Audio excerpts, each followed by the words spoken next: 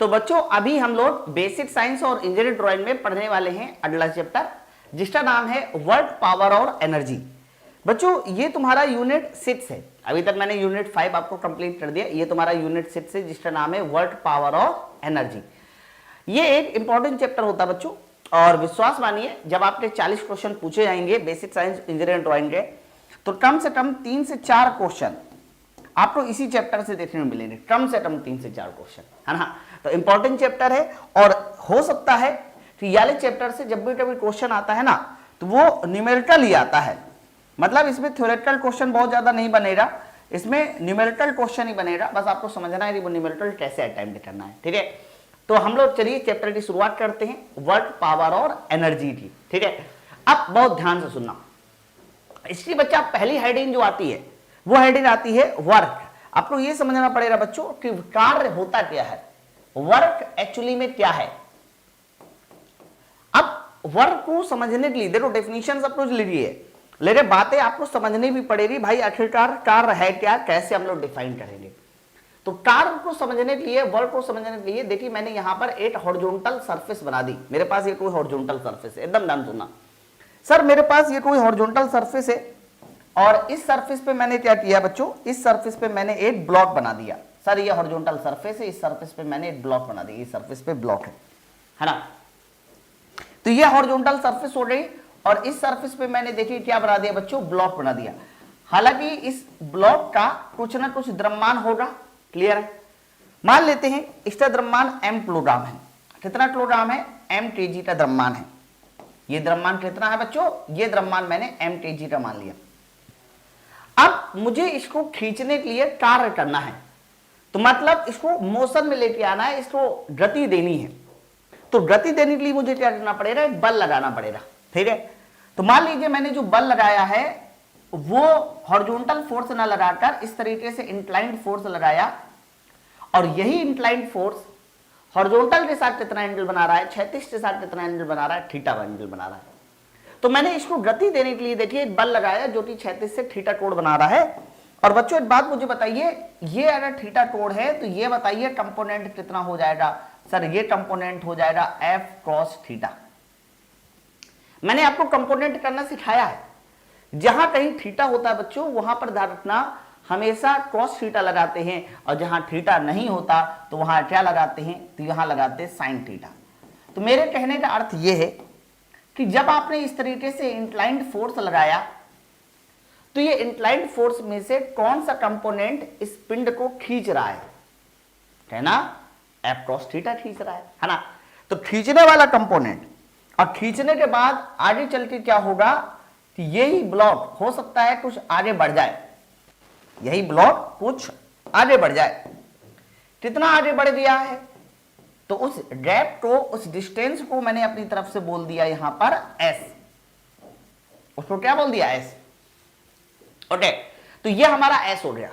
Actually में ये s दूरी नहीं होती, मैं पहले बता दूं s क्या होता है, विस्थापन होता है। ये s क्या होता है बच्चों, तो ध्यान रखना ये s होता है विस्थापन। ओके, मान लीजिए अगर ये पिंड, ये ब्लॉक यहां पर डायरेक्ट ना जाके ऐसे ढूंढ ढूंढ के जाता ना, ऐसे ढूंढ ढूंढ के, हाँ, तब भी मुझे यहां पर s लेना पड़ता, यानी फाइनली विस्थापन लेना पड़ता। तो कार्य का मतलब क्या होता है कि जो बल खींच रहा है, और बच्चों जो विस्थापन है उसका गुणनफल कर दीजिए, है ना।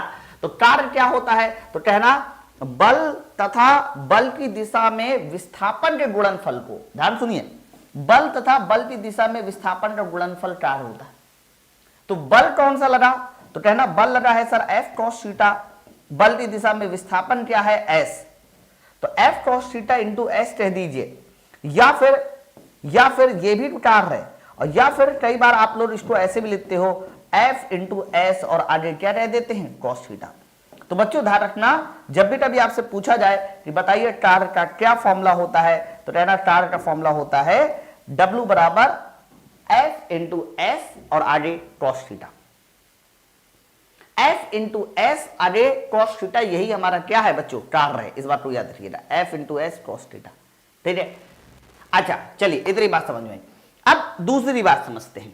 सर ये एक परिभाषा होती है कि बल तथा बल की दिशा में विस्थापन के गुणनफल को कार्य कहते हैं। कार्य का formula F into S cos theta होता है, F into S cos theta होता है, याद रखिएगा। फिर आगे देखिए, बल तथा विस्थापन का अदिश गुणनफल कार्य होता है, ये भी एक परिभाषा होती है। आपको पता है ये जो बल है ये तुम्हारा एक सदिश राशि होती है, विस्थापन भी सदिश राशि है, बल और विस्थापन दोनों सदिश राशि है। अगर इनका मैं डॉट प्रोडक्ट करा दूं, क्या करा दूं? Dot product. तो बताइए इन दोनों का जो डॉट प्रोडक्ट होता है बच्चों, उसी डॉट प्रोडक्ट को ही हम लोग किस नाम से जानते हैं? सर ये भी हमारा कार्य होता है, वर्क होता है। तो वर्क की एक ये भी परिभाषा होती है, कार्य की एक परिभाषा ये भी होती है कि बल और विस्थापन का डॉट प्रोडक्ट सर कार्य होता है। तो कार्य जो है ना वो बल और विस्थापन का डॉट यानी अदिश गुणनफल है बच्चों। और आपको पता है कि अदिश गुणनफल से जो राशि मिलती है वो बताइए कैसी राशि होती है? अदिश। तो अदिश गुणनफल से मिलने वाली राशि का बताइए नाम क्या होगा? सर वो राशि भी तुम्हारी अदिश होगी, है ना। तो अदिश गुणनफल से मिलने वाली राशि सर अदिश होगी। तो कार्य कैसी राशि होती है? अगर कोई पूछे कार्य कैसी राशि है तो कहना कार्य सर एक अदिश राशि है, अदिश। ठीक है। अच्छा अब आगे क्या होता है? आगे कुछ नहीं होता, ये F डॉट एस है यानी बल गुणे विस्थापन का डॉट प्रोडक्ट है। यहां पर हम लोग अदिश गुणनफल फॉर्मूला लगा देते हैं। अदिश गुणनफल होता है ना A डॉट बी बराबर ए बी कॉस थीटा। तो ए बी कॉस थीटा की वजह से ही यहां पर जो वर्क का फॉर्मूला आ जाता है वो फिर से आ जाता है F into S cos theta. Okay, तो F into S cos theta दोबारा से देखिए आ गया, दोबारा से आ गया। तो अगर तुम्हें वेक्टर फॉर्म दिया जाए तो आप ये वाला फॉर्मूला इस्तेमाल कीजिए, और एंगल वाला फॉर्म दिया जाए तो आप ये वाला फॉर्म इस्तेमाल कीजिए, समझिए। अरे और परिभाषा दोनों याद रखिए, क्लियर है ना। अब यहां पर एक बहुत इंपॉर्टेंट बात याद रखिएगा, कार्य का जो फॉर्मूला होता है, कार्य का फॉर्मूला बहुत ध्यान सुनना, उसमें बल और विस्थापन आना चाहिए भाई। लेकिन जब जब विस्थापन 0 होगा यानी बॉडी स्थिर है, जैसे कि मैं इस बोल्ट को ऐसे धक्का लगा रहा हूं, तो भैया बोल्ट को धक्का लगाने के बाद बोल्ट तो अपनी जगह से हिलेगा ही नहीं ना। तो मैं चाहे जितना बल लगाऊं सर बोल्ट अपनी जगह से नहीं हिलेगा, तो किया गया कार्य 0। तो बच्चों ध्यान रखना, जब भी कभी विस्थापन 0 होता है कार्य हमेशा 0 होगा। ठीक है। अब आ जाते हैं हम लोग कार्य के मात्रक में। कार्य का मात्रक क्या होता है? तो कहना सर देखो एक बात मुझे बताइए, बल और विस्थापन का गुणनफल है, थीटा का कोई मात्रक होता ही नहीं है, बल और विस्थापन गुणनफल है। तो आप पता क्या बोल सकते हो कि बल और विस्थापन गुणनफल है। इसका मतलब ये हुआ सर कि बल का मतलब न्यूटन, विस्थापन मतलब newton metre, newton metre sir यही तुम्हारा कार्य का मात्रक है, न्यूटन मीटर। बच्चों न्यूटन मीटर को ही हमने एक नाम से जानते हैं, इसी को बोला जाता है जूल। तो कार्य का ऐसा ही मात्रक कोई पूछे क्या होता है, कह देना जूल होता है ना। अच्छा सर कार्य का ऐसा ही मात्रक जूल होता है, ये बात सबको पता है। और उसी तरह से कार्य का सीजीएस मात्रक क्या होता है ये भी आपको निकालना पड़ेगा। मतलब कार्य के एसआई और सीजीएस दोनों मात्रक बताइए। तो बच्चों इसका एसआई मात्रक होता है जूल, जिसका मतलब होता है न्यूटन मीटर। और कार्य का सीजीएस मात्रक क्या होता है? तो कह देना सीजीएस मात्रक में न्यूटन की जगह डाइन, मीटर की जगह सेंटीमीटर, जिसे आप लोग अर्ग के नाम से भी जानते हो। क्या बोलते हैं? अर्ग। तो अर्ग का मतलब क्या होता है? सर अर्ग का मतलब होता है डाइन सेंटीमीटर, जूल का मतलब होता है न्यूटन मीटर। और ध्यान रखना जूल और अर्ग है ना, इन दोनों में संबंध भी होता है। बच्चों याद रखना एक जूल में 10⁻7 अर्ग होते हैं। भाई न्यूटन को डाइन बना लो 10⁵, मीटर को सेंटीमीटर बना लो 10⁻², तो 10⁻7। तो एक जूल में बताइए कितना अर्ग होता है? कह रहा है एक जूल में सर 10⁻7 अर्ग होता है। ये बात आप अपनी कॉपी में याद रखिएगा, ठीक है। अब ये तो हमारा हो गया कार्य के बारे में। ध्यान रखना जब भी कभी कोई चीज स्थिर हो रही, जैसे कि दीवार, चाहे जितना धक्का दे दो मोशन ही नहीं होगा, गति नहीं आएगी। और गति नहीं आएगी तो इसका मतलब ये है कि उस समय कार्य 0 होगा, है ना। ये एक पॉइंट हुआ, ठीक है। तो मैंने अभी आपको केवल और केवल कार्य के बारे में जो बेसिक से बेसिक बातें थी वो आपको समझाई है। अभी हम लोग एडवांस चीजों पे भी आगे बढ़ेंगे, देखते रहिए। अब ये बड़ा स्पेशल डिस्कशन है। क्योंकि आपके एग्जाम में इससे क्वेश्चन पूछे जाते हैं तो मुझे बताना पड़ेगा। ठीक है, अब बड़े ध्यान से सुनना। सर देखो अभी अभी आपने कहा कि कार्य का जो फॉर्मूला होता है, डब्ल्यू का जो फॉर्मूला होता है वो होता है बल गुणे विस्थापन और आगे क्या होता है कॉस थीटा। W बराबर एफ एस कॉस थीटा, मैंने अभी अभी आपको फॉर्मूला बताया।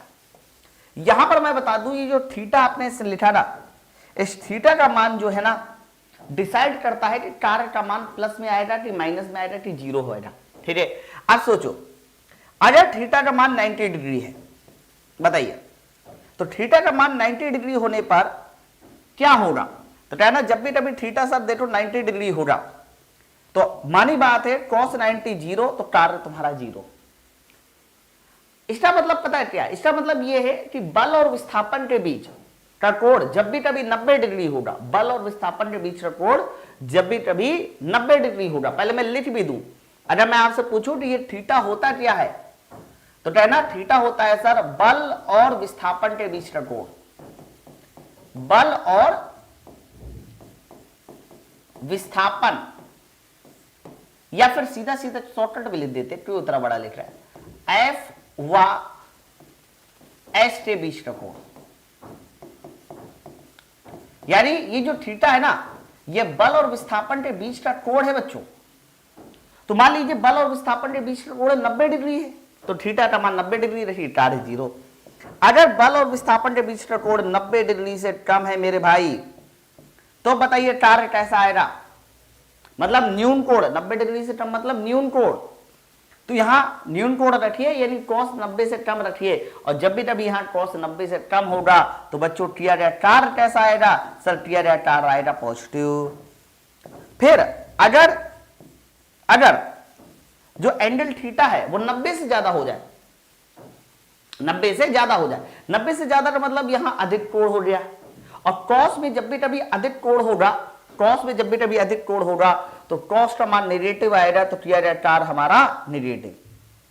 तो मेरे समझाने का मतलब यह है कि किया गया कार्य प्लस में भी हो सकता है, माइनस में भी हो सकता है, जीरो भी हो सकता है, डिपेंड करता है कि थीटा कितना है। जैसे कि थीटा जीरो है, थीटा 90 है तो वर्क डन जीरो, थीटा 90 से कम है तो वर्क डन पॉजिटिव न्यून कोण, थीटा 90 से ज्यादा है वर्क डन नेगेटिव, है ना।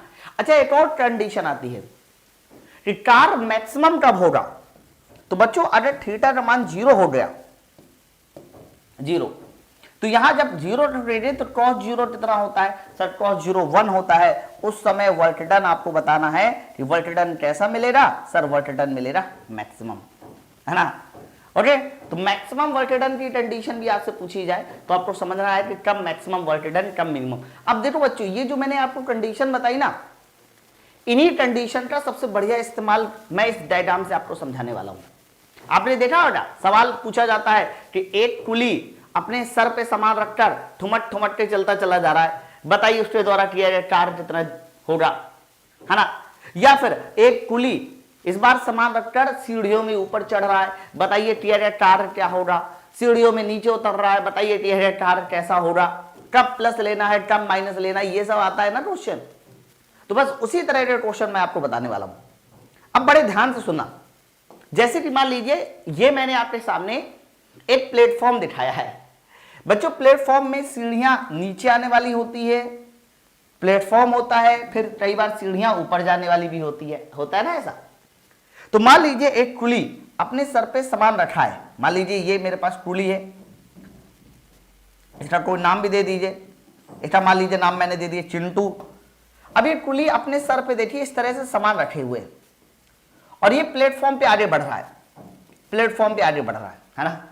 तो बच्चों ये बताओ अगर ये प्लेटफॉर्म पे आगे बढ़ रहा है, इसका मतलब ये हुआ कि प्लेटफॉर्म पे आगे बढ़ रहा है तो विस्थापन की दिशा आगे की ओर हो जाएगी, और ये अपने सर पे एकदम भारी बोझ रखे हुए हैं, भारी बोझ रखे।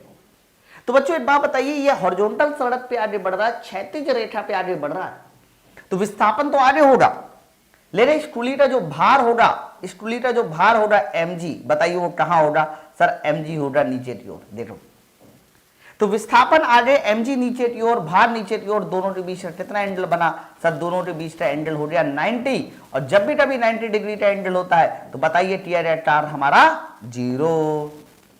तो मेरे कहने का मतलब यह है कि अगर कोई कुली या कोई भी व्यक्ति अपने हाथ में, अपने सर में सामान रखकर क्षैतिज रेखा में आगे बढ़ता है तो उसके द्वारा किया गया कार्य हमेशा 0 होगा। इस बात को याद रखना। क्यों? क्योंकि जब क्षैतिज रेखा में आगे बढ़ता है बच्चों तो याद रखिएगा उस समय mg और h के बीच का विस्थापन 0 हो जाता है। सॉरी, विस्थापन नहीं, mg और h के बीच का कोण 90 डिग्री हो जाता है। कोण 90 डिग्री होने से कार्य 0 है ना। सर एक और कंडीशन लेता हूं मैं, जिसमें इस बार ये कुली जो है ना ये नीचे की ओर आ रहा है। जिसमें इस बार ये कुली कहां की ओर आ रहा है सर? जिसमें इस बार ये कुली नीचे की ओर आ रहा है। ये लीजिए, अब इस बार ये कुली अपने सामान को सर पे रखते हुए ये देखिए ऐसे नीचे की ओर आ रहा है, नीचे की ओर आ रहा है। तो आप मुझे बताइए अगर ये नीचे की ओर आ रहा है, अब बताओ किया जाए कार्य कैसा होगा है? तो आप कहना कि सर देखो इस बार ये नीचे की ओर आ रहा है, मतलब विस्थापन की डायरेक्शन ये हो गई, विस्थापन की डायरेक्शन ये हो गई, ये विस्थापन। और आपको पता है कि इस कुली का जो भार होगा mg वो कहां की ओर काम करेगा सर? वो काम करेगा नीचे की ओर। ये देखो mg नीचे की ओर, तो भार mg नीचे की ओर, विस्थापन कुछ इस तरीके से रहेगा। तो बताइए ये एंगल कितना हो जाएगा सर? उस समय ये एंगल हो जाएगा 90 से कम। बताओ 90 से कम हो जाएगा। तो अगर सीढ़ियों में कोई भी आदमी किसी सामान को लेकर नीचे उतरता है तो याद रखना उस समय थीटा हमारा 90 डिग्री से कम होता है। और मैंने अभी बताया थीटा 90 डिग्री से कम होगा। तो बताइए इस कंडीशन में किया गया कार्य कैसा हो जाएगा? तो कहना इस कंडीशन में किया गया कार्य सर पॉजिटिव हो जाएगा, पॉजिटिव। ठीक है, तो अगर थीटा 90 डिग्री से कम है तो कंफर्म किया गया कार्य हमारा कैसा होगा? पॉजिटिव। तो कई बार आपसे ये क्वेश्चन डायरेक्ट पूछा जाएगा कि आदमी सामान लिए हुए सीढ़ियों में नीचे उतर रहा है और सीढ़ियों में ना नीचे उतरकर अगर वो नीचे उतरता है, मतलब ऊपर से नीचे लाया जाता है सामान को, आप ऐसे याद रखो ऊपर से नीचे लाया जाता है, तो कार्य हमेशा कैसा होता है सर? पॉजिटिव। क्यों? क्योंकि जिस डायरेक्शन में g होता है, mg होता है, उसी डायरेक्शन में आप आ रहे हो। आप ऐसा सोचो, ठीक है। लेकिन अगर यही आदमी जो है अपने सर पे सामान रखते हुए ऊपर की ओर जाने लगता, यही आदमी अपने सर पे सामान रखते हुए कहां की ओर जाने लगता सर? ऊपर की ओर। तो मैंने देखिए एक ऊपर वाला डायग्राम भी बना दिया। ओके, तो अब ये कुली अपने सर पे सामान रखते हुए ऐसे ऊपर की ओर जा रहा है। अब आप सोचिए, देखिए ऊपर की ओर जाते समय इस पर विस्थापन क्या होना चाहिए? तो बच्चों ये ऊपर की ओर जा रहा है ना, इस बार सीढ़ियों में ऊपर की ओर जा रहा है। तो बताइए विस्थापन की डायरेक्शन ये हो रही, ये देखो। और आपको पता है कि mg की डायरेक्शन कहां हो जाएगी सर? तो कहना mg की डायरेक्शन नीचे की ओर हो जाएगी सर। ये देखो mg। तो आप मुझे बताइए mg नीचे की ओर, विस्थापन, ये दोनों के बीच का ये एंगल कितना है? तो कहना मुझे साफ साफ नजर आ रहा है सर, इस बार विस्थापन और mg के बीच का जो एंगल है ना सर, वो एंगल तुम्हारा 90 डिग्री से ज्यादा है। और 90 डिग्री से ज्यादा होने की वजह से ही इस कंडीशन में किया गया कार्य कैसा होगा सर? नेगेटिव होगा। समझ रहा है बात को? तो कब किया गया कार्य पॉजिटिव बताना है, कब 0 बताना है, कब नेगेटिव बताना है, समझ में आ रहा है ना? इंपॉर्टेंट है। नीचे उतरते समय mg नीचे की ओर, विस्थापन भी नीचे की ओर हो रहा है, कार्य पॉजिटिव। ऊपर चढ़ते समय mg नीचे की ओर, विस्थापन ऊपर की ओर, इसलिए कार्य नेगेटिव, है ना। और ये कार्य किसके द्वारा? mg के द्वारा, बल mg के द्वारा या भार mg के द्वारा। ध्यान रखना इस बात को, ठीक है। अच्छा चलो, ये बात हो गई आपके पास। अब मैं दूसरी बात करता हूं, बहुत ध्यान से सुनना चाहिए साहब। अब इसके बाद एक और कंडीशन बहुत ज्यादा पूछी जाती है आपके एग्जामों में कार्य के लिए। जैसे कि मान लीजिए कोई बॉडी सर्कुलर मोशन में घूम रही है। मैंने आपसे कहा कि मेरे पास ये कोई पार्टिकल है और ये पार्टिकल जो है सर्कुलर मोशन में घूम रहा है और अलग अलग स्थितियों में पहुंच जा रहा है। बताइए इसके द्वारा किया गया कार्य कितना होगा? तो बच्चों जब कोई पार्टिकल किसी सर्कुलर मोशन में गति करता है तो उसमें क्या होता है? उसमें विस्थापन की जो डायरेक्शन होती है, विस्थापन की जो डायरेक्शन होती है, ये सब मैंने विस्थापन की डायरेक्शन बनाई। विस्थापन s, विस्थापन s, विस्थापन s, विस्थापन s। विस्थापन की जो डायरेक्शन है वो सेंट्रीफ्यूगल फोर्स, बच्चों सेंट्रीफ्यूगल फोर्स केंद्र की ओर काम करता है, सेंट्रीफ्यूगल फोर्स केंद्र की ओर काम करता है, सेंट्रीफ्यूगल फोर्स केंद्र की ओर काम करता है, और बच्चों सेंट्रीफ्यूगल फोर्स केंद्र की ओर काम करता है। तो जब कोई पार्टिकल किसी सर्कल में घूमता है तो याद रखना उस कंडीशन में उसके विस्थापन और सेंट्रीफ्यूगल फोर्स के बीच 90 डिग्री का कोण बनता है, जिसकी वजह से इस कंडीशन में भी टी या टार कितना होता है सर 0, क्योंकि 90 डिग्री का एंगल बना। समझ रहा है?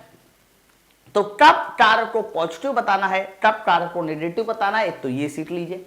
और बाकी कार्य का फॉर्मूला क्या होता है, W बराबर Fs इंटू कॉस थीटा, ये सीख लीजिए। समझे? ठीक है, तो ये कार्य में बड़ा स्पेशल डिस्कशन था। अब मैं आगे की बात करता हूं। अब आगे की बात करते हैं, अगली वाली स्लाइड हेडिंग डालना वर्क फॉर वेरिएबल फोर्स। ये बड़ा इंपॉर्टेंट है भाई, और विश्वास मानिए इस पर क्वेश्चन ना हर बार पूछता है रेलवे। वो चैन वाला सवाल पूछता है, आधा चैन लटका हुआ है, बाकी चैन को खींचने में कितना वो मतलब कार्य करना पड़ेगा, याद है ना वो सब सवाल। तो वो सब वर्क फॉर वेरिएबल फोर्स में आता है। मैं बताता हूं, समझाता हूं ये है क्या एक्चुअली में। देखो थोड़ा इधर सुनो। अभी अभी मैंने आपको फॉर्मूला बताया कि देखो सर कार्य का फॉर्मूला होता है बल गुणे विस्थापन, है ना। थोड़ी देर के लिए कॉस थीटा को गोली मार दीजिए, सीधा सीधा बल गुणे विस्थापन, ये समझो कि कार्य का फॉर्मूला होता है बल गुणे विस्थापन। थोड़ी देर के लिए आप कॉस थीटा को साथ गोली मार दीजिए, बल गुणे विस्थापन होता है। तो आप मुझे बताइए बल गुणे विस्थापन होता है, यानी ये फॉर्मूला कब वैलिड है। तो बच्चों ये फॉर्मूला तभी वैलिड है, वैलिड फॉर कांस्टेंट फोर्स, मतलब जब तुम्हारा फोर्स तुम्हारा कांस्टेंट होगा, जब तुम्हारा फोर्स कांस्टेंट होगा बच्चों, तभी ये फॉर्मूला वैलिड है, अन्यथा ये फॉर्मूला वैलिड नहीं है। कॉपी में नोट डाउन करना। मतलब तुमने किसी बॉल को अगर 20 न्यूटन का बल लगाया है, किसी पिंड पर मान लीजिए 20 न्यूटन का बल लगाया है, तो हमेशा वो बल 20 न्यूटन का ही रहे, तभी ये फॉर्मूला वैलिड है। अगर वो बल कभी 20 न्यूटन, कभी 10 न्यूटन, कभी 40 न्यूटन, कभी 50 न्यूटन हो जाता है, तो बच्चों ये फॉर्मूला नहीं लगा सकते। आप मुझे बताओ कभी बल 20 न्यूटन, कभी 30 न्यूटन, कभी 40 न्यूटन, तो कौन सा बल लोगे, नहीं ले पाओगे ना। तो ये फॉर्मूला कब वैलिड है सर, ये फॉर्मूला तभी वैलिड है जब तुम्हारा जो कार्य है वो मतलब जो बल है वो कांस्टेंट हो। बल अगर कांस्टेंट है तभी ये फॉर्मूला लगा सकते हो, कार्य बराबर बल गुणे विस्थापन, अन्यथा नहीं लगाया जा सकता। समझे बात को? तो सर अगर मेरे पास बल कांस्टेंट नहीं हुआ तो मैंने कहा देखो सर अगर बल कांस्टेंट नहीं है तो बल बदल रहा होगा। तो दो तरह से बदलना होता है बच्चों, एक होता है यूनिफॉर्म तरीके से बदलना और एक होता है नॉन यूनिफॉर्म तरीके से बदलना। तो बदलना भी दो तरह से होता है। पहली कंडीशन होती है यूनिफॉर्म तरीके से बदलना, यूनिफॉर्म रूप से बदलना, एक समान रूप से बदलना बच्चों। और दूसरी कंडीशन क्या होती है सर, दूसरी कंडीशन होती है नॉन यूनिफॉर्म रूप से बदलना। नॉन यूनिफॉर्म रूप का मतलब होता है असमान रूप से बदलना। एक समान रूप से बदलना बच्चों, और एक होता है तुम्हारा असमान रूप से बदलना। दो तरह से बदलना। मैं एक समान रूप वाला एग्जांपल बताता हूं। एक समान रूप से बदलने का मतलब बल की वैल्यू पहले 10 न्यूटन थी, फिर 20 न्यूटन हो गई, फिर 30 हो गई, है ना, फिर 40 हो गई, फिर 50 हो गई। सर बल कुछ इस तरीके से 50 न्यूटन तक जा रहा है, समझो। तो यही तो है एक समान रूप से बदलना। 10 से पहले 20 हुआ, 10 बढ़ा, फिर 20 से 30 हुआ, 10 बढ़ा, 30 से 40 हुआ, 10 बढ़ा, 40 से 50 हुआ। यही तो एक समान रूप से बदलना है। हो सकता था यहां लिखा होता 0 से 5, 5 से 10, 10 से 15, 15 से 20। तो एक समान रूप से बदलना, एक समान रूप से जब भी कभी बल बदलता है एक समान रूप से बदलता है।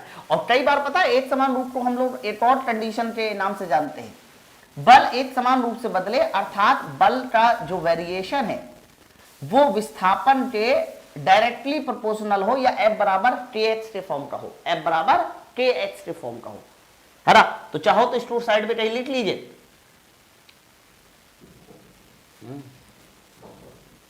ओके, आप चाहो तो स्टूर कहीं लिख लीजिए कि एक समान रूप से बदलने का मतलब क्या होता है कि ये जो भी परिवर्तन है वो परिवर्तन जो है F बराबर kx के फॉर्म का हो, F बराबर kx के फॉर्म का हो, या फिर लीनियर परिवर्तन हो। लीनियर को हम लोग हिंदी में बोलते हैं रेखी, क्योंकि जो रेखी परिवर्तन होता है ना वो हमेशा एक समान रूप का होता है। हमेशा रेखी परिवर्तन कैसा होता है, एक समान रूप का, यानी F बराबर kx के फॉर्म का हो। तो वहां पर हम लोग क्या करते हैं कि जब भी कभी आपको टार निकालना होगा तो कुछ नहीं करना होता, बस इन सब का एवरेज फोर्स ले लीजिए और इनटू विस्थापन कर दीजिए। तो एवरेज फोर्स इनटू विस्थापन करने के बाद आपको क्या पता चल जाएगा सर, आपको पता चल जाएगा टार। ठीक है, तो जब भी कभी बल एक समान रूप से बदलता है तो उस समय टार निकालने का फॉर्मूला होता है एवरेज फोर्स इनटू विस्थापन। एवरेज फोर्स, सर एवरेज कैसे निकाल लेंगे? अरे इन सबका एवरेज निकाल लो ना यार।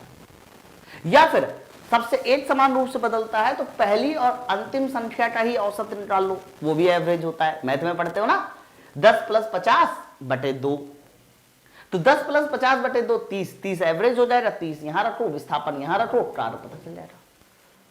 लेकिन हाँ, ये फॉर्मूला आप तभी लगा सकते हो मेरे भाई जब विस्थापन एक समान रूप से बदल रहा हो, अर्थात F = kx हो या फिर लीनियर फॉर्म हो।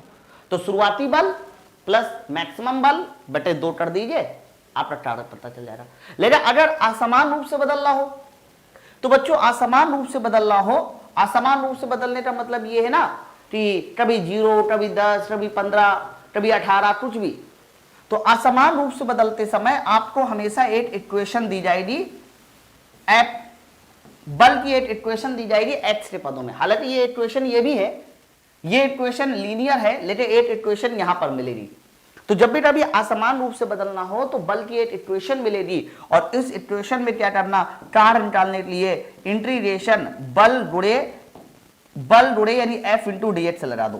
तो इंटीग्रेशन F × dx ये वाला फॉर्मूला लगाना पड़ेगा जब असमान रूप से बदलेगा।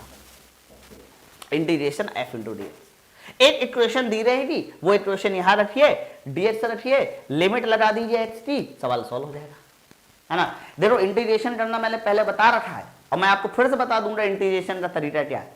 ठीक है, तो ये तो यूनिफॉर्म, ये नॉन यूनिफॉर्म। लेकिन कई बार क्या करता है, ये लोग ग्राफ दे देते हैं, मैं ग्राफ में ही बता दूं। जैसे कि मान लीजिए तुम्हारे पास एक बल को हमने y एक्सिस में ले लिया, न्यूटन में है, और विस्थापन को हमने x एक्सिस में ले लिया, सर ये मीटर में है, और बल और विस्थापन के बीच ऐसा कोई एक ग्राफ है। ठीक है, तो याद रखना बल और विस्थापन के बीच का ग्राफ, यानी इसको पहले पॉइंट नंबर 1 कह दिया, इसको मैंने पॉइंट नंबर 2 कह दिया।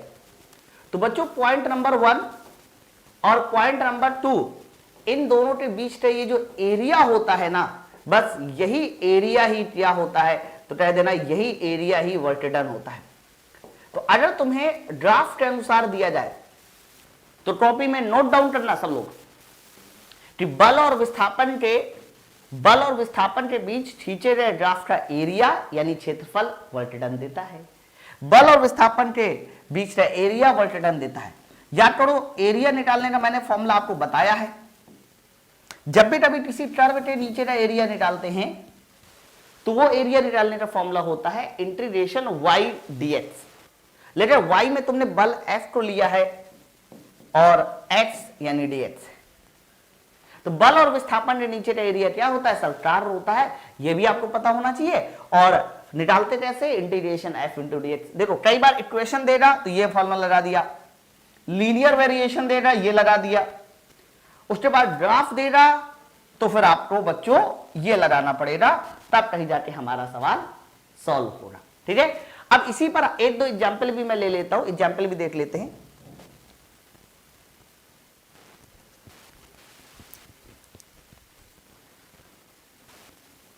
तो देखिए पहला क्वेश्चन, अभी तक मैंने आप लोगों को वेरिएबल फोर्स में बहुत सारी बातें बता दी, आपने पढ़ा होगा, समझ में आया होगा। अब उसके एक दो एप्लीकेशन जरूर सीखिए कि भाई उसके एप्लीकेशन क्या है। जैसे कि सवाल देखिए, वर्क डन फ्रॉम d = 0 से d = 4, d = 0 मीटर से d = 4 मीटर तक आपको क्रिया का काम पूछा जा रहा है, कार्य पूछा जा रहा है। ठीक है, तो आप साफ साफ देखिए, यहां पर आपको बल और विस्थापन के बीच डायग्राम दिखाया गया है। बल का मान पहले 0 से बढ़कर 10 न्यूटन तक पहुंचता है और उसके बाद बल का मान घट के 0 हो जाता है। लेकिन ऐसी कंडीशन में जो विस्थापन है वो 2 मीटर और फिर यहां 4 मीटर। ठीक है, तो मैंने आपको बताया कि जब भी कभी बल और विस्थापन के बीच का कार्य निकालना होता है, बल और विस्थापन ग्राफ दिया जाए, तो बल विस्थापन ग्राफ दिया जाए तो बच्चों ये एरिया निकाल दो और ये जो एरिया होगा यही तो कार्य होगा।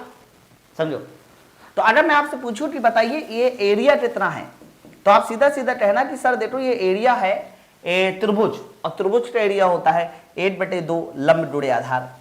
लंब हो जाएगा 10, आधार यहां से यहां तक पूरा, तो जल्दी बताइए एरिया कितना हो गया सर? एरिया आ गया 20, 40/2, तो 40/2 20 आ गया। तो इसका मतलब वर्क डन क्या बताना है सर? वर्क डन आपको बताना होगा 20 जूल। ओके, तो ये तुम्हारा वर्क डन आ गया 20 जूल के साथ। तो मतलब कहने का ये है कि जब भी कभी एरिया देकर तुमसे वर्क डन पूछ रहा है तो वर्क डन निकालना बड़ा ही आसान होता है हाँ? तो एक स्टेप आपने सीखा कि एरिया अगर दिया जाए तो एरिया से हम लोग वर्क डन कैसे निकालते हैं, ये आपने सीख लिया। अभी वर्क डन से भी आगे बात होगी, मैं बताऊंगा कैसे। तो पहले तो ये सीख लीजिए कि एरिया दिया जाए तो वर्क डन कैसे निकालना होता है, ठीक है। चलिए अब आगे बात करते हैं। अब ये उसके आगे का प्रोसीजर है। जैसे कि वाले सवाल में देखिए क्या है, इसमें भी इन्होंने कहा है कि द्रव्यमान 5 किलोग्राम की एक वस्तु बल द्वारा कार्य किया जाता है, जो वस्तु की स्थिति के अनुसार बदलता है, जैसे कि चित्र में दिखाया गया है। यदि x बराबर 0 पर विराम अवस्था से चलना प्रारंभ करे, देखो विराम अवस्था का मतलब प्रारंभिक वेलोसिटी बताइए कितनी है सर? प्रारंभिक वेलोसिटी है 0, समझो, से चलना प्रारंभ करे तो x बराबर जब 50 मीटर हो जाता है तो 50 मीटर की इसकी गति क्या होनी चाहिए, ठीक है। और दिखाया क्या है इन्होंने? बल और विस्थापन ग्राफ दिखा दिया फिर से। बल मतलब वही न्यूटन। इस बार इन्होंने कार्य नहीं पूछा, मुझे यह कहा गया कि जो भी कार्य लगेगा वो उसकी गति को बदल देगा। तो बताइए जब x बराबर 50 मीटर हो जाता है तब इसकी गति कितनी होनी चाहिए, यानी x बराबर 50। तो मुझे सबसे पहले वही सेम प्रोसीजर करना होगा। बल और विस्थापन के बीच का पहले एरिया निकाल के मुझे कार्य निकालना पड़ेगा। तो मुझे बल और विस्थापन के बीच का एरिया निकाल लो। सबसे पहले यार एरिया निकाल लो, ये एरिया। तो सर ये एरिया तो 25 × 10, समझो बात को, 25 × 10, यानी ये एरिया हो जाएगा सर 250। फिर इसके बाद ये वाला एरिया निकाल लो। सर ये एरिया है त्रिभुज, तो त्रिभुज मतलब 50 में से 25 घटाइए, 25 × 10 250/2, त्रिभुज का एरिया बटे 2 भी करना होता ना, 250/2 125। आप देखो, तो आप मुझे बताइए जब आपने एरिया निकाल लिया बल और विस्थापन के बीच के ग्राफ का, तो जैसे ही बल और विस्थापन के बीच का ग्राफ का क्षेत्रफल निकलाया तो आप मुझे बताइए इसका वर्क डन क्या हो जाएगा, W क्या हो जाएगा। तो कहना सीधा सीधा आप कहिए कि W बराबर हो जाएगा, दोनों को जोड़ दीजिए, 375 जूल। ये तुम्हारा वर्क डन हो जाएगा 375 जूल। अच्छा सर 375 जूल तुम्हारा वर्क डन हो गया, ये बात सबको क्लियर हो रही ना। अब आगे बात सुनो, आपने थ्योरम पढ़ रखी होगी, मैं आगे चल के आपको पढ़ाऊंगा भी कि जो भी किया गया कार्य होता है वो उसकी गतिज ऊर्जा में परिवर्तन लाता है। मान लीजिए मैंने किसी वस्तु को 10 न्यूटन के बल से विस्थापन दे दिया, यानी कार्य कर दिया, तो कार्य करने के बाद उसकी गतिज ऊर्जा में परिवर्तन होगा ना। तो किया गया कार्य हमेशा गतिज ऊर्जा में क्या लेके आता है बच्चों? परिवर्तन लाता है। इसी को बोलते हैं वर्क एनर्जी थ्योरम, मैं आगे चल के पढ़ाऊंगा, है ना। तो किया गया कार्य कितना? 375। गतिज ऊर्जा में परिवर्तन कैसे निकालोगे? हाफ m बाद वाली वेलोसिटी का स्क्वायर माइनस प्रारंभिक वेलोसिटी का स्क्वायर, यानी 0 का स्क्वायर, ऐसे करोगे। लेकिन द्रव्यमान था कितना? इन्होंने द्रव्यमान देखो 5 किलोग्राम दिया है, तो आप एक काम करो 375 का मल्टीप्लाई पहले इसमें कर लो, कितना हो जाएगा? 750। 2 का मल्टीप्लाई ना भाई, 350 का मल्टीप्लाई करते तो 700, 375 इसलिए 750, है ना। द्रव्यमान मुझे कितना दिया गया? द्रव्यमान दिया गया 5, और मुझे बाद वाली वेलोसिटी पूछी जा रही है क्योंकि प्रारंभिक वेलोसिटी 0 है बच्चों। तो आप मुझे बताइए अगर मैं यहां से v² का मान निकालूं कितना आना चाहिए? तो कहना अगर मुझे v² निकालना है तो 15 × 75 150 दिया जाएगा, और 150 का मुझे वर्गमूल निकालना पड़ेगा।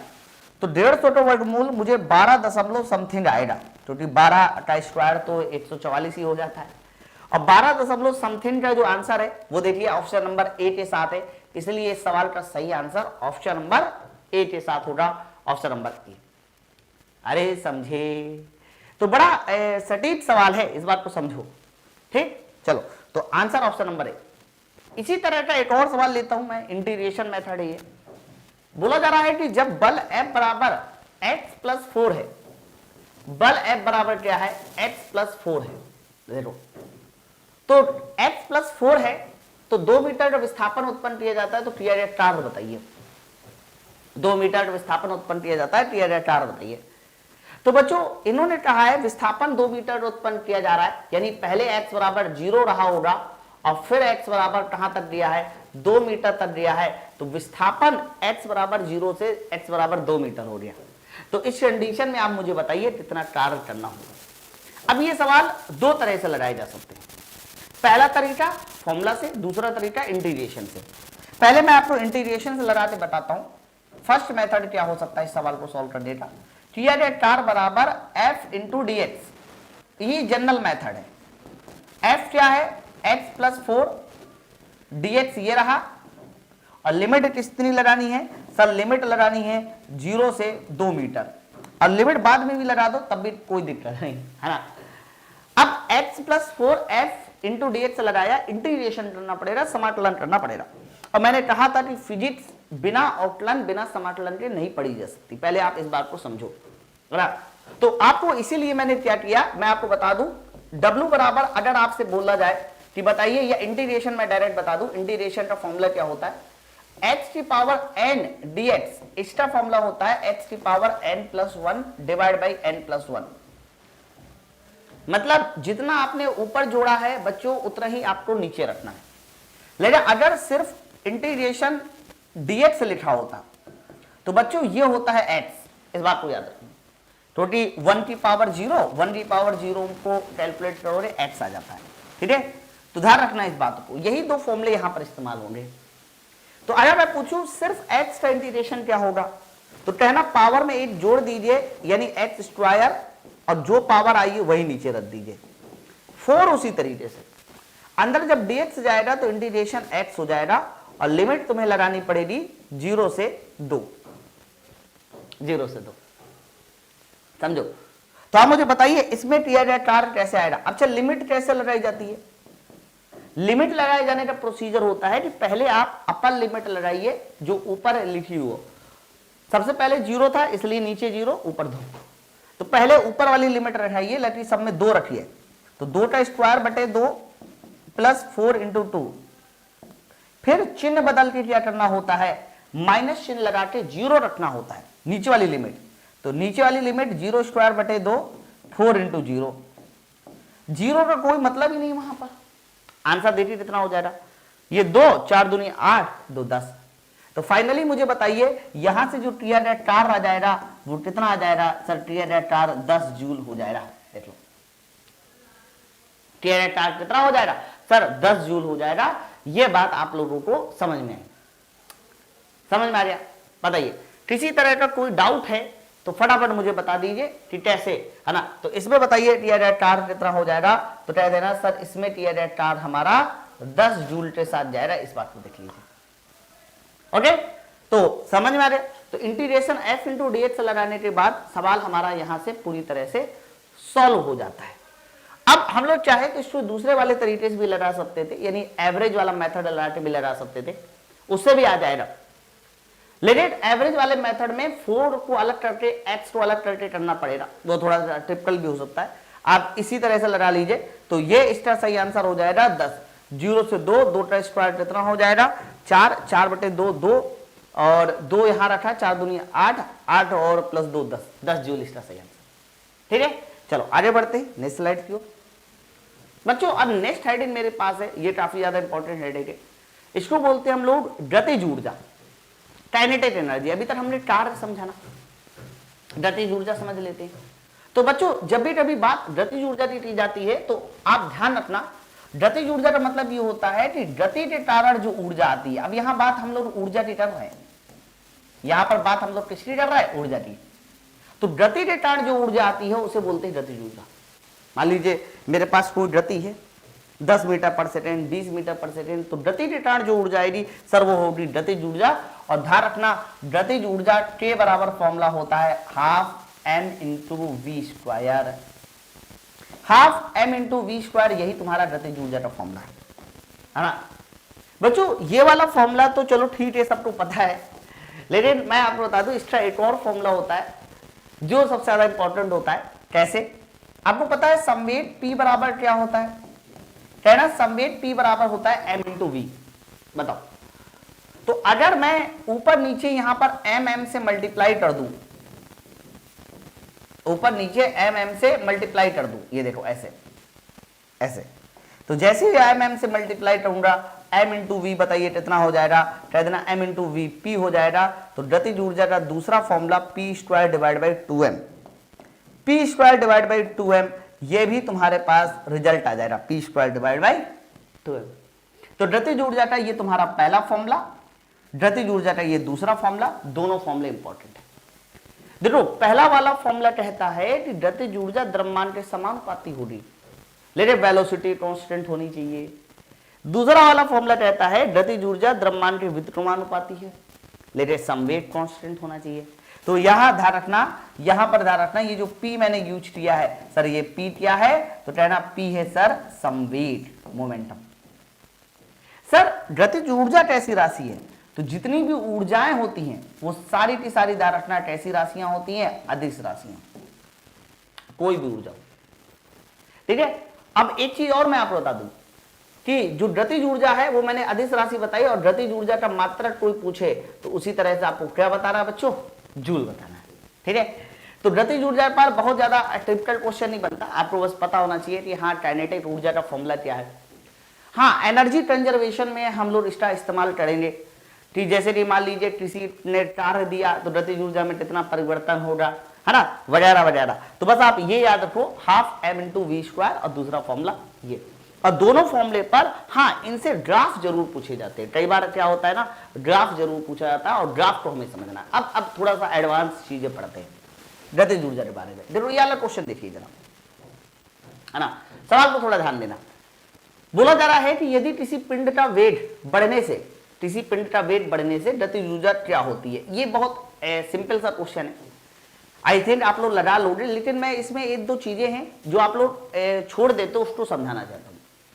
ये बोला गया है कि पिंड का वेग बढ़ने से गतिज ऊर्जा क्या होती है। देखो सबको ये बात पता है कि गतिज ऊर्जा v स्क्वायर के समानुपाती होती है, बताइए सबको पता है। सर गतिज ऊर्जा v स्क्वायर के समानुपाती है, इसका क्या मतलब है? सर इसका मतलब ये है कि वेग बढ़ने से गतिज ऊर्जा क्या होती है? तो वेग बढ़ने से गतिज ऊर्जा बढ़ेगी। लेकिन पहला ऑप्शन देखिए, पहला ऑप्शन लिखा है एक समान रूप से बढ़ती है, दूसरा ऑप्शन पहले तेज बाद में धीमे बढ़ती है, तीसरा ऑप्शन पहले धीमे बाद में तेज, और एक समान रूप से घटती है। अच्छा एक समान रूप से घटने वाला ऑप्शन तो नहीं हो सकता, बताइए, एक समान रूप से घटने वाला ऑप्शन तो नहीं हो सकता ना भाई। वेलोसिटी बढ़ने से गतिज ऊर्जा बढ़ रही है, लेकिन आप कैसे बताएंगे उत्तर क्या होना चाहिए? एक समान रूप से बढ़ना चाहिए, एक समान रूप से घटना। तो मैं आपको यहां पर एक छोटा सा पॉइंट क्लियर कर देता हूं, आप उस पॉइंट को लिखिएगा।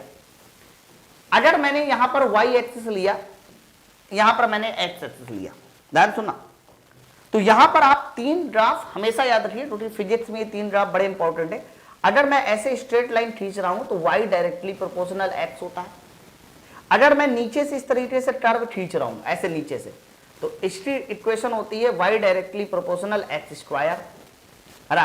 और अगर मैं ऐसे ऊपर से कर्व खींच रहा हूं तो इसकी इक्वेशन होती है y directly proportional under root x। आप चाहो तो इस तीन पॉइंट को पहले तो याद कर लो, ये तीन पॉइंट ना सबसे ज्यादा इंपॉर्टेंट है ना, मैं बताऊंगा अभी इसमें, पहले आप इसको याद कर लो कि अगर एक स्ट्रेट लाइन होगा तो y डायरेक्टली प्रोपोर्शनल x समानुपाती होगा, नीचे से ऐसे उठता हुआ जाएगा y समानुपाती x स्क्वायर, ऊपर से उठते हुए हॉरिजॉन्टल होने की कोशिश करेगा y समानुपाती अंडर रूट x, है ना। अब आप ये मुझे बताइए कि इसमें क्या कहेंगे? तो जब भी कभी एक स्ट्रेट लाइन आए यानी y समानुपाती x आए तो आपको इसे क्या बोलना है? सर इसे बोलना है एक समान रूप से बढ़ना। सर इसे क्या बोला जाएगा? इसे बोला जाएगा एक समान रूप से बढ़ना, एक समान रूप से बढ़ना। लेकिन अगर इस तरीके से नीचे से जा रहा है तो देखो y का मान पहले बहुत धीमे धीमे, फिर तेज, फिर और तेज, फिर और तेज बढ़ रहा है। अरे देखो ना y में बढ़ोतरी, पहले धीमे, बहुत धीमे, फिर और तेज और तेज। तो जब y समानुपाती x स्क्वायर हो यानी नीचे से कर्व बने तो समझ जाना कि पहले धीमे बाद में तेज बढ़ेगा, पहले धीमे बाद में तेज। ये इस टर्म को बोला जा रहा। अगर y समानुपाती अंडर रूट एक्स है तो पहले देखो बहुत तेज बढ़ा फिर धीमे हो गया, यानी इसे बोला जाएगा बच्चों पहले तेज बाद में धीमे। समझो, पहले तेज बाद में धीमे। तो आपको ये समझ में आया कि किसी पिंड का जो वेग है वो गतिज किसी पिंड की जो गतिज ऊर्जा है वो वेलोसिटी के स्क्वायर के समानुपाती होगी। और स्क्वायर में मैंने बताया कि क्या आंसर बताना है सर, आंसर बताना है पहले धीमे, सॉरी स्क्वायर है ना नीचे वाला बनेगा, पहले धीमे और बाद में तेज। ठीक है, यानी पहले स्लो और देन फास्ट। तो आंसर इसका किस तरह जाएगा? ऑप्शन नंबर सी वाले उत्तर के साथ जाना चाहिए, ये इसका सही आंसर है ना। मैं इस बात को प्रूफ भी कर सकता हूं, ऐसी कोई बड़ी बात नहीं है, ये तो ग्राफ से प्रूफ हो रहा है। दूसरी चीज आप देखो, अगर y समानुपाती एक्स स्क्वायर है तुम्हारे पास, तो पहले एक काम करो, x का मान 0, x का मान 1, x का मान 2, x का मान 3, x का मान 4 वैल्यू पुट कीजिए। y का मान कितना मिलेगा? 0, y का मान 1, y का मान 4, y का मान 9, y का मान 16। स्क्वायर करते जा रहे हैं अकॉर्डिंग टू फॉर्मूला। x का मान 1 समान रूप से बढ़ रहा है, लेकिन y जरा देखिए, पहले 0 से 1 बढ़ा, फिर 1 से 4 3 बढ़ा, समझ रहा है ना, फिर 4 से 9 5 बढ़ा, फिर 9 से 16 कितना बढ़ा? 7 बढ़ा। पहले धीमे फिर तेज फिर और तेज फिर और तेज। तो जब भी कभी y समानुपाती एक्स स्क्वायर आता है तो वृद्धि हमेशा पहले धीमे बाद में तेज बढ़ानी है ना। कई बार आपके सामने ऐसा क्वेश्चन मिलेगा, देखो आवर्तकाल t जो होता है वो लंबाई के अंडर रूट एल के समानुपाती होता है, बताइए होता है ना। तो आप मुझे बताइए, अगर t अंडर रूट एल के समानुपाती मेरे भाई, तो आप क्या कहेंगे? सर आप कहेंगे कि जैसे जैसे सर लंबाई बढ़ेगी वैसे वैसे आवर्तकाल बढ़ेगा। मैंने कहा बिल्कुल बढ़ेगा सर, एकदम बढ़ेगा। बट लंबाई देखो अंडर रूट में है, तो अंडर रूट में है तो इसका जो सही आंसर जाएगा, इसमें जाएगा पहले तेज और बाद में धीमे। जैसे इंटरनल उसकी गुरुत्वीय स्थितिज ऊर्जा का नाम सुना है? गुरुत्वीय स्थितिज ऊर्जा, सर गुरुत्वीय स्थितिज ऊर्जा U बराबर होता है mgh। यहां पर पावर देखिए 8 और 8 है। हाइट बढ़ने से गुरुत्वीय स्थितिज ऊर्जा बढ़ेगी, लेकिन कैसे बढ़ेगी? एक समान रूप से बढ़ेगी, है ना। तो कई बार अगर इस तरह से ऑप्शन दिए जाते हैं तो आपको समझना पड़ेगा कि कौन सा टर्म होल्ड करेगा, कौन सा टर्म होल्ड करेगा, उसके बाद हमारा आंसर क्या होना चाहिए। यह बात आप लोगों को क्लियर होनी चाहिए, वही बात मैंने आपको समझाई। अब इसी बात पे आधार मानते हुए हम लोग के पास ना एक दो टर्म है, ये टर्म खींचना भी आपको आना चाहिए। ग्राफ, अब देखो ये ग्राफ क्या है मैं आपको बता दूं। देखो आपने अभी अभी दो फॉर्मूले पढ़े, एक तो पढ़ा गतिज ऊर्जा K बराबर half m into we square, और दूसरा फॉर्मूला पढ़ा K बराबर P स्क्वायर बटे 2m। दो फॉर्मूले पढ़े। अब ये दो फॉर्मूले जब आपने पढ़े तो बच्चों दोनों फॉर्मूलों के बाद आपको यह समझना पड़ेगा कि अगर इनके बीच में ग्राफ पूछा जाता है तो कैसे ग्राफ पूछा जाएगा। ठीक है, जैसे कि मान लीजिए मैं पहला ग्राफ बना रहा हूं गतिज ऊर्जा वर्सेस वेलोसिटी के बीच, मतलब K वर्सेस V स्क्वायर, मतलब गतिज ऊर्जा वर्सेस वेलोसिटी V के बीच। लेकिन यहां पर मैं बोल देता हूं कि सर आप द्रव्यमान को कांस्टेंट मान के चलो, किसको कांस्टेंट मान के चलिए? द्रव्यमान को कांस्टेंट मान के चलिए, ऐसा बोलना पड़ेगा मुझे। तो आप मुझे बताइए, सबसे पहले मुझे K और V स्क्वायर के बीच ग्राफ बनाना है तो तुम्हें सबसे पहले फॉर्मूला लिखना पड़ेगा। K बराबर फॉर्मूला क्या होता है? Half m into we square, ये होता है। आपने कांस्टेंट किसको माना? सर द्रव्यमान m को माना, तो द्रव्यमान m हटा दो, 1/2 हटा दो, तो K directly proportional to V square हो गया। अब K को बताइए कहां पर लिया गया है? सर K को लिया गया है y एक्सिस में, और वेलोसिटी को कहां लिया गया है? x एक्सिस में लिया गया है। सिर्फ v है x एक्सिस में, समझो, सिर्फ v x एक्सिस में, v स्क्वायर नहीं है। तो सिर्फ v x एक्सिस में है, जिसकी वजह से v की जगह x लिखकर y डायरेक्टली प्रोपोर्शनल x कर। अरे तो बताइए इनके बीच ग्राफ कैसे बनेगा? तो अभी अभी मैंने आपको बताया कि y directly proportional x square का ग्राफ ऐसे बनता है। तो इसका जो सही आंसर जाएगा ग्राफ का वो ये जाएगा। ठीक है, लेकिन धोखे से अगर यही क्वेश्चन होता, सब कुछ सेम होता, लेकिन इस बार तुमसे गतिज ऊर्जा और v स्क्वायर के बीच ड्राफ्ट पूछता, किसके बीच, v स्क्वायर के बीच आ जाता और कह देता कि द्रव्यमान तुम्हारा कांस्टेंट है।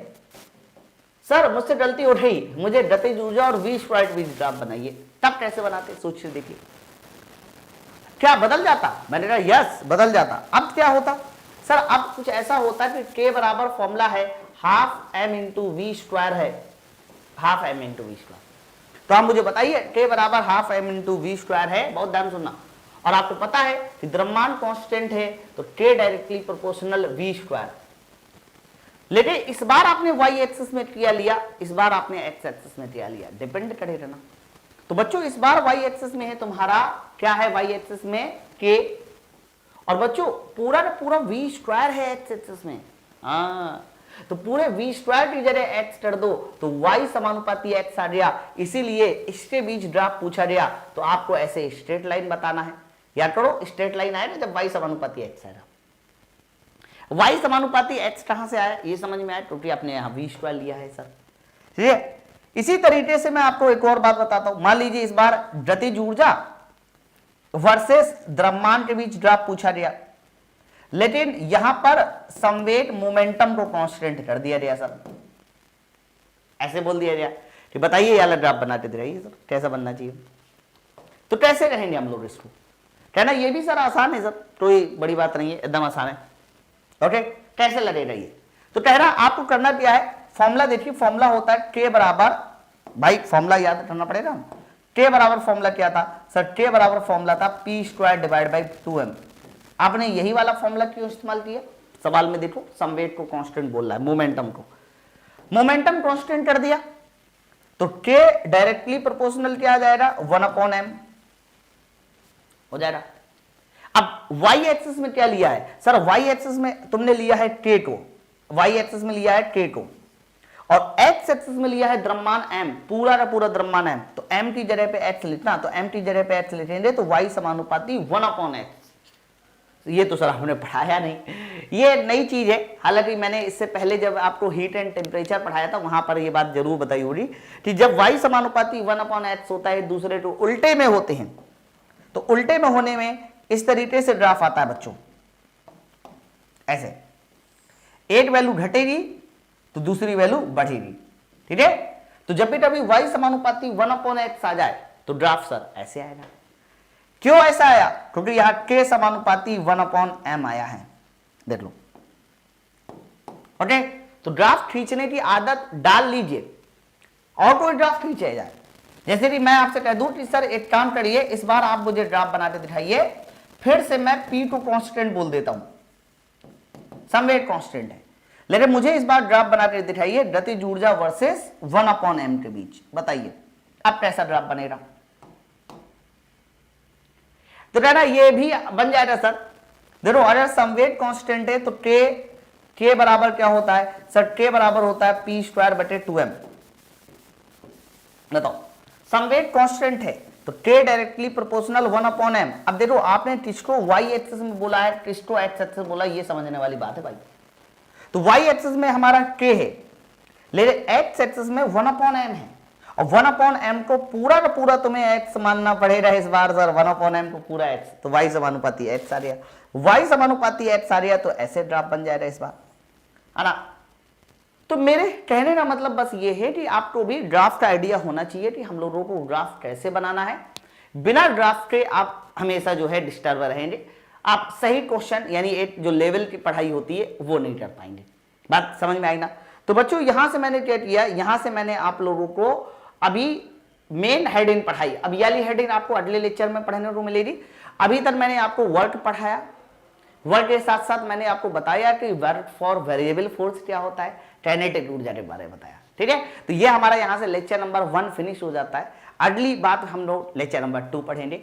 अगर आपको लेक्चर पसंद आया हो, वाकई में अच्छा लगा हो, बगल में रेटिंग है, जहां आप लेक्चर देखते हैं उसके बदल में असाइनमेंट, उसके बदल में रेटिंग जरूर कीजिए कि आपको ये क्लास कैसे लगी।